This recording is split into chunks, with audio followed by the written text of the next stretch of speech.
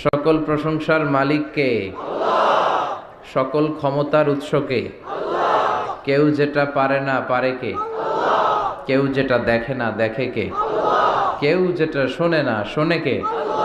সে আল্লাহর জন্য আমরা সবাই পড়ছি আলহামদুলিল্লাহ।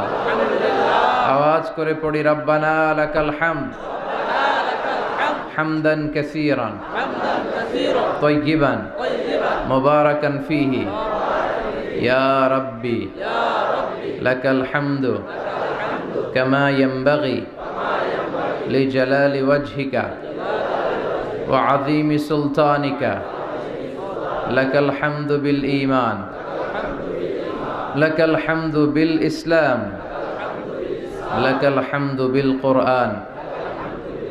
আমরা প্রশংসা করলাম কার?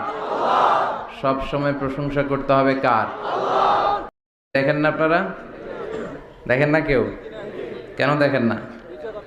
টিভিতে ভালো ভালো প্রোগ্রামগুলো দেখা যাবে, ঠিক কি না? আসলে টিভির কোনো দোষ নাই। টিভিতে যদি ইসলামিক প্রোগ্রাম দেখেন ওটাতে সওয়াব আছে না নাই? আপনি খারাপ প্রোগ্রাম দেখলে যেমনি আপনার আমলনামাতে গুনাহ লেখা হবে, অন দ্য কন্ট্রারি তার বিপরীতে আপনি ভালো প্রোগ্রাম দেখলে আপনার আমলনামায় সওয়াব দিবে কে?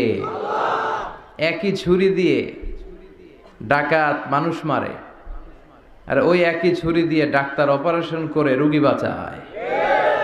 এজন্য ছুরির কোনো দোষ নাই, দোষ হচ্ছে ওই ছুরিটাকে কোন কাজে ব্যবহার করা হচ্ছে। টেলিভিশনের কোনো দোষ নাই। টেলিভিশনে আমরা লাইভ প্রোগ্রাম দেখি না?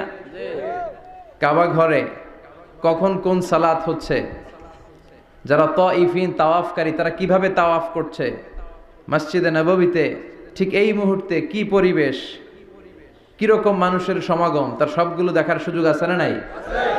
ওখান থেকে যদি আপনি তেলাওয়াত শোনেন আপনার উপর রহমত নাজিল করবে কে? কিন্তু আপনি যদি অশ্লীল ভিডিও দেখেন, নাচ দেখেন, গান দেখেন, গুনাহ আছে না নাই? তার মানে টিভি দেখাতে কোনো